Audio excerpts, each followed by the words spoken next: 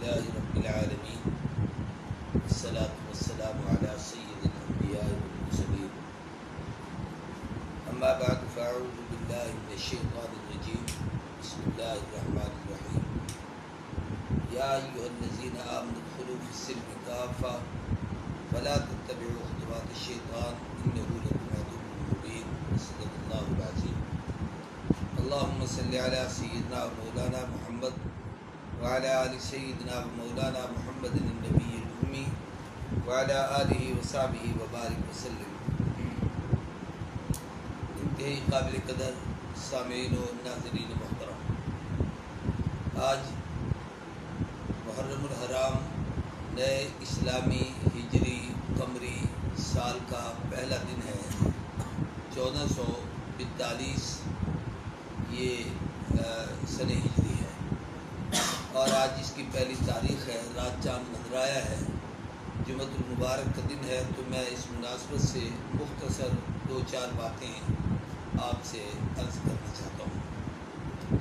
نبی کریم صلی اللہ علیہ وسلم کی تشریف آوری سے پہلے یہ جو ہم اسلامی مہینے محرم، صفر، ربیع الاول گنتے ہیں، عرب میں یہ مہینے تو مروج تھے لیکن ان کا کوئی سن متعین نہیں تھا. اس سے پہلے 2 سن دنیا میں موجود تھے، ایک سن عیسوی جسے عیسیٰ علیہ السلام کی پیدائش سے منسوب کیا جاتا تھا، اور ایک سن بکرمی جو اس سے بھی بہت پہلے ہندوستان کے ایک راجہ بکرماجید کے نام سے اس کی طرف منسوب کیا جاتا تھا. اس سن بکرمی کو ہمارے ہاں دیسی سال کے مہینے بھی کہے جاتے ہیں. یہ جو آج کل ہم مہینے گنتے ہیں کہ یہ مہینہ ساون کا ہے، یہ بھادو کا ہے، یہ آڑ کا ہے، یہ فلاں ہے، یہ مختلف مہینے گنے جاتے ہیں. یہ دونوں نظام شمسی نظام ہیں، سورج کے نظام کے ساتھ ہیں کہ جو مہینے سردیوں میں آتے ہیں وہ ہمیشہ سردیوں میں آئیں گے، جو گرمیوں میں آتے ہیں ہمیشہ گرمیوں میں آئیں گے، جو خزاں میں ہیں ہمیشہ خزاں میں ہوں گے، جو بہار میں ہیں ہمیشہ بہار میں. لیکن اسلامی مہینوں کا نظام چاند کے لحاظ سے ہے. قرآن پاک میں اس کی طرف اشارہ ہے، یسألونک عن الأہلہ قل ہی مواقیت للناس والحج. اے اللہ کے محبوب آپ سے پوچھتے ہیں چاند کے متعلق کہ چاند کیا ہے، یہ طلوع ہوتا ہے، غروب ہوتا ہے، چھوٹا ہوتا ہے، بڑا ہوتا ہے. تو آپ انہیں بتا دیجئے کہ آپ کو اوقات بتانے کے لیے ہے، وقت بتانے کے لیے ہے. اس سے ہمارا نظام عبادات چاند کے حوالے سے ہے.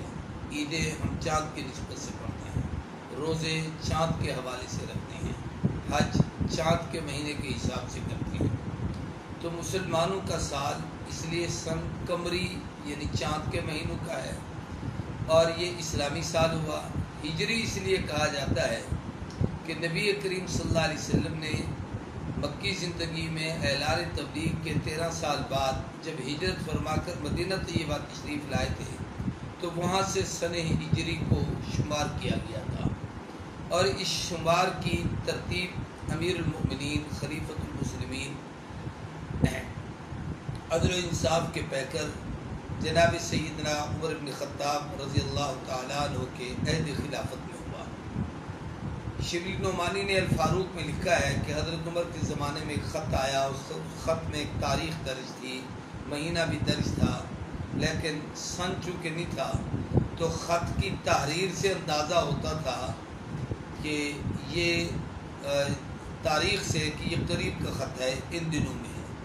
لیکن کاغذ کی بوسیدگی اور تحریر سے اندازہ ہوتا تھا شاید پچھلے سال کا ہے. یہ پریشانی ہوئی تو وہ خط حضرت عمر بن خطاب کے پاس آیا. اس پر سیدنا عمر رضی اللہ تعالیٰ عنہ نے اپنی شورا متعین فرمائی.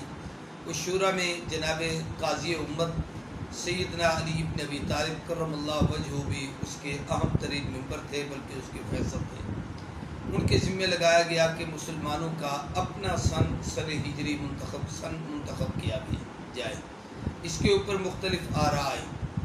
ایک رائے تو یہ تھی کہ مسلمانوں کا سال ربیع الاول سے شروع ہو کہ حضور کی ولادت ہے. ایک رائے یہ ہوئی کہ مسلمانوں کا سال رمضان المبارک سے شروع ہو، اس لیے کہ وہ اس میں قرآن پاک اترا ہے اور یہ سال کے 12 مہینوں میں بہت بڑی اہمیت کا قابل مہینہ ہے.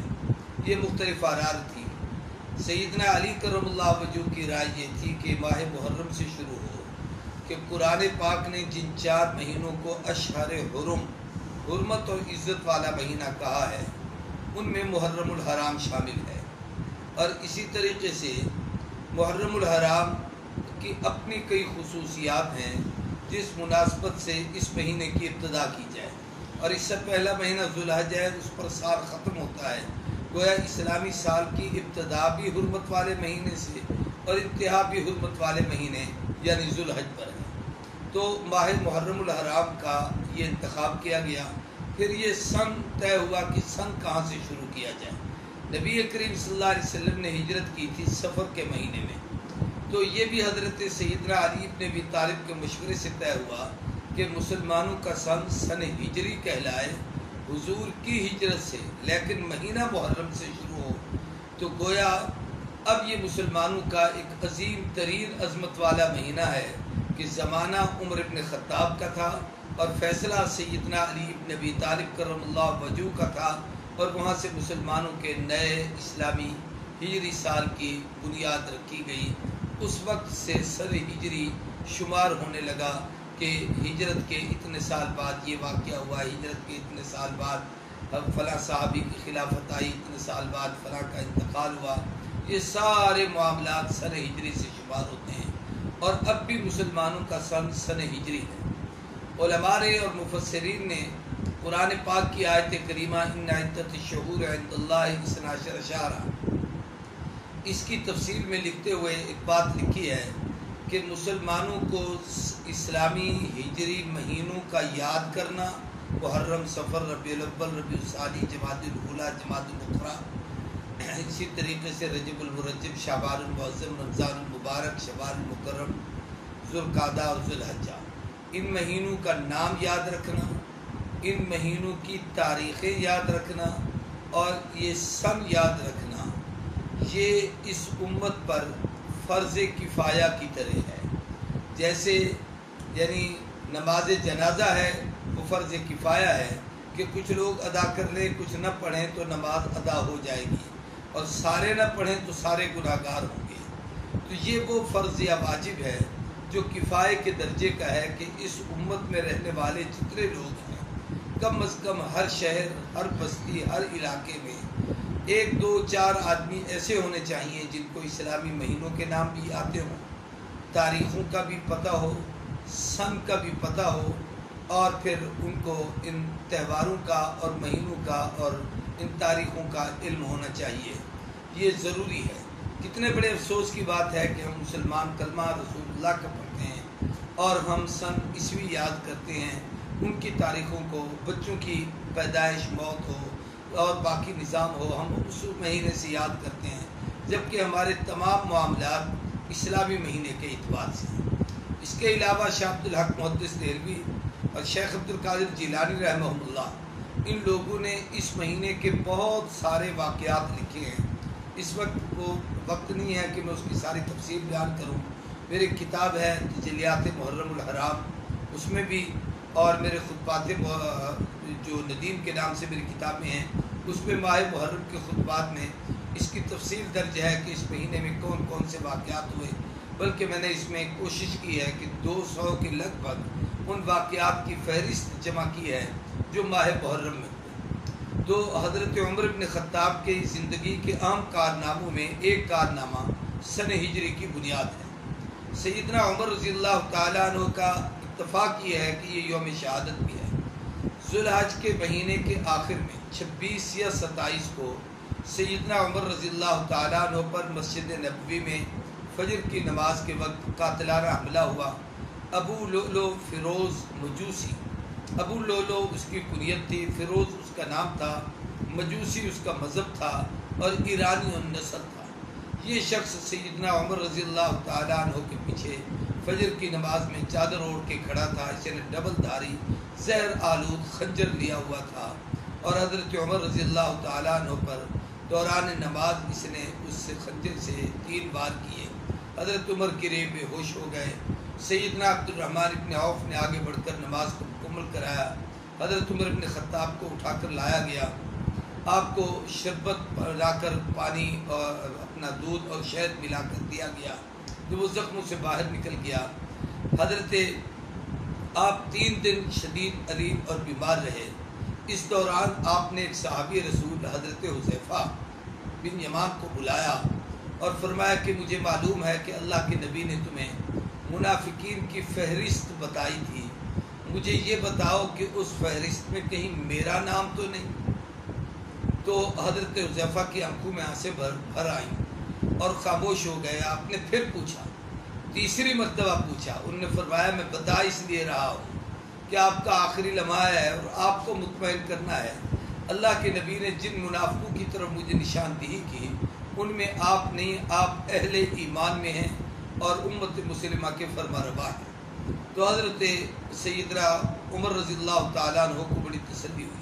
پھر آپ نے اپنے بیٹے حضرت عبداللہ کو حضرت سیدہ عائشہ صدیقہ کے پاس بھیجا کہ میرا جی چاہتا ہے کہ میں اپنے دونوں بزرگ دوستوں سید رحمت کائنات امام الانبیاء صلی اللہ علیہ وسلم اور سیدنا ابو بکر صدیق کے پہلو میں مجھے جگہ ملے۔ اماں نے اس کی اجازت دی تو واپس آ کر بیٹے نے کہا کہ مبارک ہو ابا جان، اماں نے اجازت دے دی۔ فرمایا میرے مر جانے کے بعد، میرا جنازہ پڑھنے کے بعد میری میت جا کر روضہ اطہر پہ رکھ دینا، پھر جا کر کہنا کہ عمر حاضر ہے، یہ نہ کہنا کہ امیر المومنین۔ پھر اگر اجازت ملے تو مجھے اندر دفن کرنا، ورنہ نہیں۔ سیدنا عمر رضی اللہ تعالیٰ عنہ کے متعلق امیل شریعت سید عطاء اللہ شاہ بخاری ایک جملہ کہا کرتے تھے، جب ان سے کسی نے پوچھا کہ عمر اور جناب علی میں کیا فرق ہے تو آپ نے فرمایا یوں نہ پوچھو کہ علی اور عمر میں کیا فرق ہے، بلکہ یہ پوچھو کہ تمام صحابہ میں اور عمر میں کیا فرق ہے۔ تو سائل حیران ہو گیا، اس نے کہا چلو یہی بتا دیں۔ فرمایا سب مرید ہیں، عمر نبی کی مراد ہے، سب آئے ہیں، عمر کو مانگا گیا ہے، سب کو اسلام کی ضرورت ہے اور اسلام کو عمر ابن خطاب کی ضرورت ہے۔ رحمت کائنات نے کعبے کی چوکھٹ پر سر سجدے میں ڈال کر اللہ کے حضور یہ دعا مانگی تھی کہ اللہم اعز الاسلام بعمر ابن الخطاب، اے اللہ اسلام کو عزت و عظمت عطا کر عمر ابن خطاب کے ساتھ۔ دوسری روایت میں عمر ابن حشام جنہیں ابو جہل کا نام بھی ہے، گویا 2 چن کر حضور نے اللہ کے حضور پیش کیے اور اللہ نے ان 2 میں سے ایک جو اللہ کا حسن انتخاب تھا وہ عمر ابن خطاب تھے، ان کو چنا اور حضور کے قدموں میں بھیجا اور سیدنا عمر ابن خطاب اسلام لائے۔ آپ کے اسلام لانے سے پوری انسانیت میں، امت مسلمہ میں ایک بہار آئی۔ اسلام لانے سے سب سے پہلے کعبے کا دروازہ کھلا، اس لیے ایک روایت میں ہے اول من فتح باب الکعبۃ عمر، سب سے پہلے جس نے کعبے کا دروازہ کھولا عمر ہے۔ اول من ہاجر علانیۃ عمر، سب سے پہلے جس نے کھلم کھلا ہجرت کی وہ عمر ہے۔ اول من فتح باب الکعبۃ عمر، اول من اسلم جہرا عمر، سب سے پہلے جس نے کھلم کھلا اسلام قبول کر کے اسلام کا اعلان کیا وہ عمر ابن خطاب ہے۔ تو حضرت عمر کے آنے سے اسلام کے لیے فتوحات کے دروازے کھلے۔ سیدنا عمر رضی اللہ تعالیٰ عنہ کے متعلق حضور نے ایک جملہ فرمایا کہ اگر میرے بعد سلسلہ نبوت رہتا تو لو کان بعدی نبی لکان عمر۔ اگرچہ اس پر ایک اشکال ہے کہ حضرت ابو بکر کا نام کیوں نہیں لیا گیا یا کسی اور بزرگ کا، تو یہ یاد رہے کہ حضرت ابو بکر صدیق تو مزاج نبوت میں 100% ڈھلے ہوئے تھے۔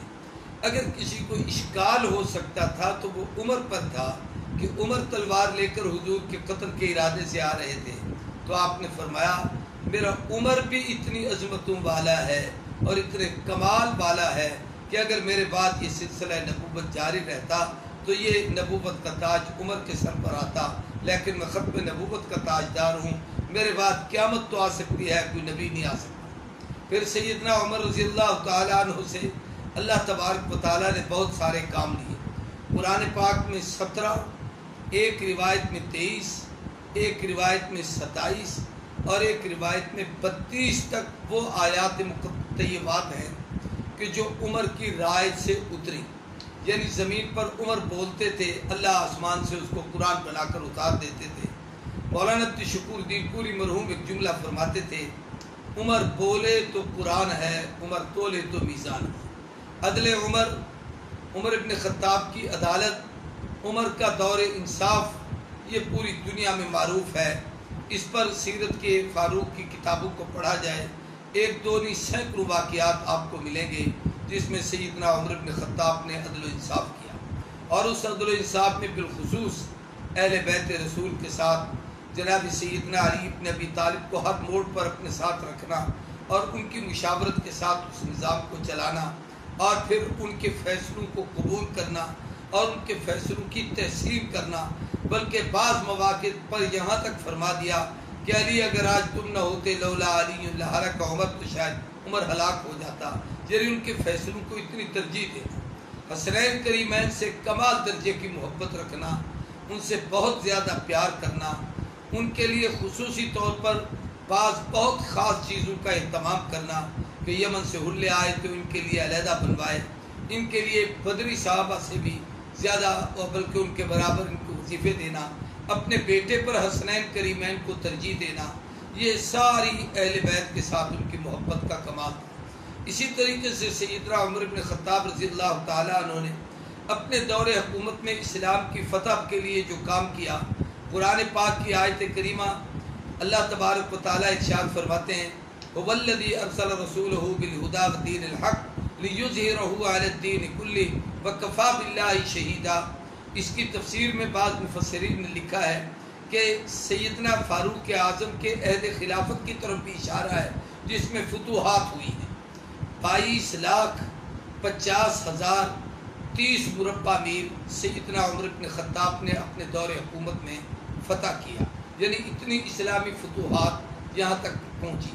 حضرت عمر بن خطاب رضی اللہ تعالیٰ عنہ نے اسی طریقے سے 900 جامع مساجد تعمیر کی جن میں جمعۃ المبارک کا اہتمام کیا گیا تھا، حتیٰ کہ کوفہ کی ایک جامع مسجد جو مرکزی بنائی اس میں 40,000 آدمی اس دور میں نماز پڑھ سکتا تھا۔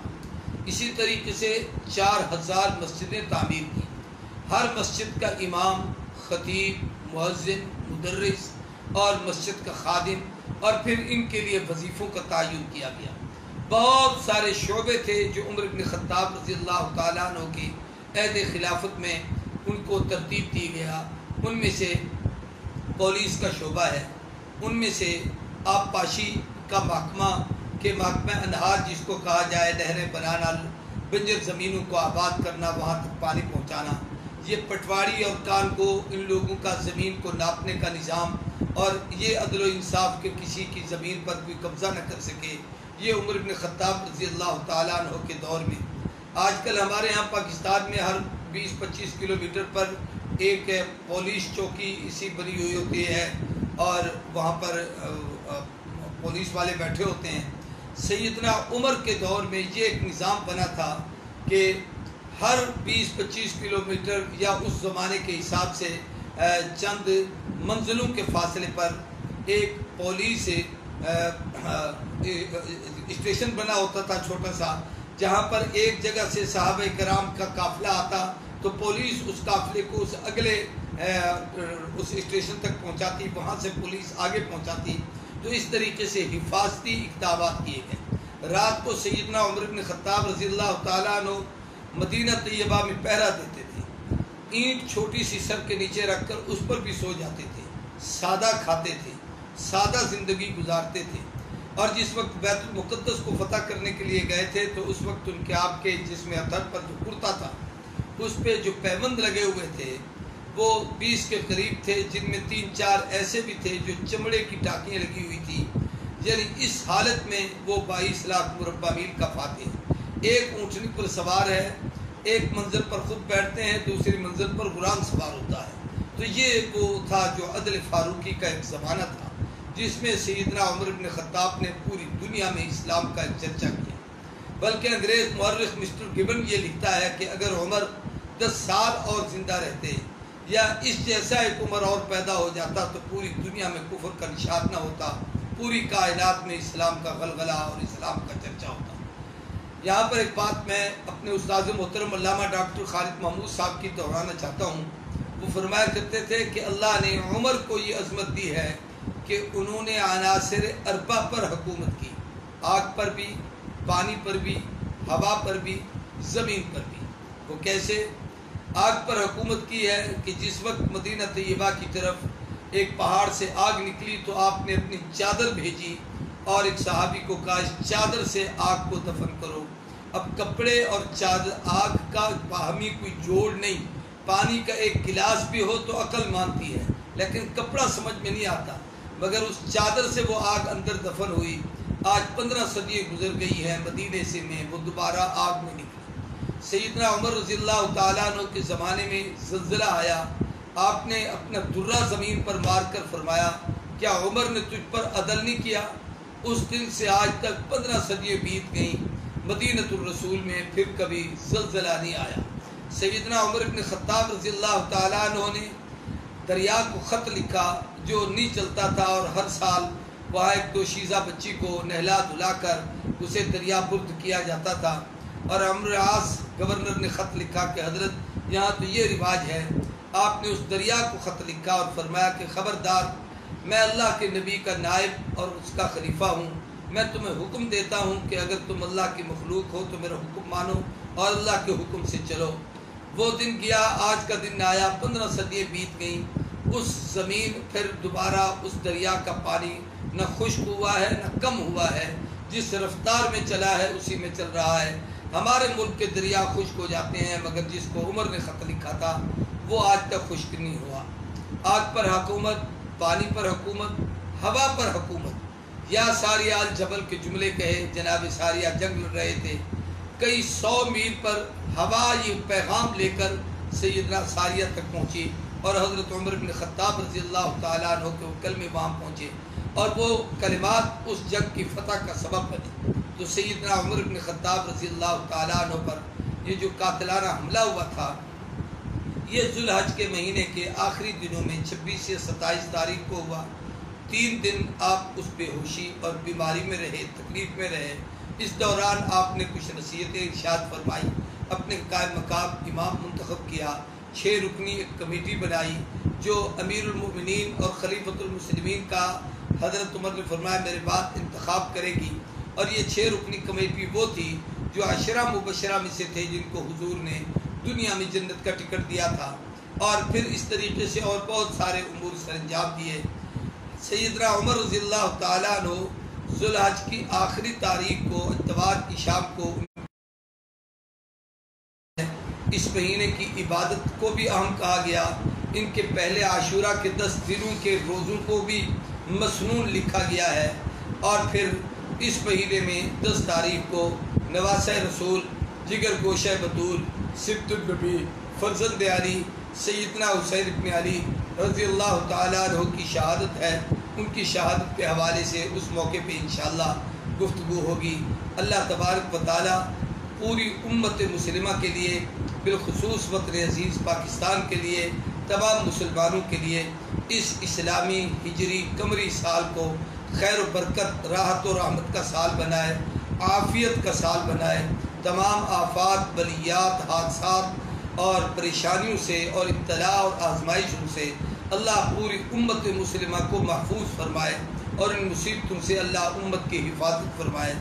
اس کے ساتھ ہی میں گزارش کروں گا تمام مسلمانوں سے اور بالخصوص برادران اہل سنت سے کہ ہم مسلمان، یہ وطن عزیز ہمارا ہے، ہمارے بڑوں نے اس پر محنت کی ہے، انہوں نے اس کو بنایا ہے۔ آج اتفاق ایسا ہے کہ یہ اگست کا مہینہ ہے، اور یہ اس میں 14 اگست بھی گزری ہے، اور آج 21 اگست امیر المومنین سیدنا عمر رضی اللہ تعالیٰ عنہ حضرت پاکستان کے معروف عالم دین امیر شریعت سید طاء اللہ شاہ بخاری کا یوم وفات بھی ہے۔ 22 اگست کو حضرت امام انقلاب مولانا عبید اللہ سندھی، جنہوں نے تحریک آزادی میں کام کیا، جس کی محنت کے نتیجے میں یہ وطن عزیز آزاد ہوا، تو ان کا بھی آزادی کا دن ہے۔ تو اس طریقے سے یہ ایام ہمیں امن کا درس دیتی ہیں۔ ہمارے بڑوں نے اس ملک کو جس محنت کے ساتھ پروان چڑھایا ہے، ہم کسی دہشت گرد، کسی انتہا پسند، کسی متشدد کے ہاتھ لگ کر ایسا کوئی عمل نہ کریں جس کی وجہ سے ہمارے ملک کی ساکھ کو، اس کی عظمت اور عزت کو کوئی نقصان پہنچے، اور اس میں کسی قسم کی فرقہ واریت، انتہا پسندی، قتل و غارت ہو، بلکہ اہل سنت والجماعت کا تو مزاج ہی ہمیشہ جوڑنے کا ہے، اور محبت پیدا کرنے کا ہے۔ تو میں سب تمام مسلمانوں سے درخواست کروں گا کہ خدا کے لیے یہ پورا عشرہ، بلکہ محرم الحرام کے یہ پہلے 10 دن ہمیشہ تمام مسلمان عشرہ فاروق و حسین کے نام سے ان ایام کو مناتے ہیں۔ اور اس حوالے سے بھی میں درخواست کروں گا، بلکہ پاکستان علماء کونسل کی طرف سے اس کے اشتہارات بھی شائع ہوتے ہیں کہ آپ سب لوگ یہ عشرہ فاروق و حسین، سیدنا عمر اور سیدنا حسین اور صحابہ اور اہل بیت کے تعلقات، ان کی رشتہ داری، ان کی محبتیں، ان کے درمیان ایک دوسرے کے ساتھ تعلقات اور اخلاقیات، ان چیزوں کو اجاگر کیا گیا جائے، اس لیے کہ اسلام دین محبت ہے، دین نفرت نہیں۔ اسلام ہمیں پیار اور محبت کا درس دیتا ہے، ہم بھی اسی کو اجاگر کرتے ہیں۔ اللہ ہم سب کو عمل کی توفیق دے۔ بآخر دعوانا الحمدللہ رب العالمین۔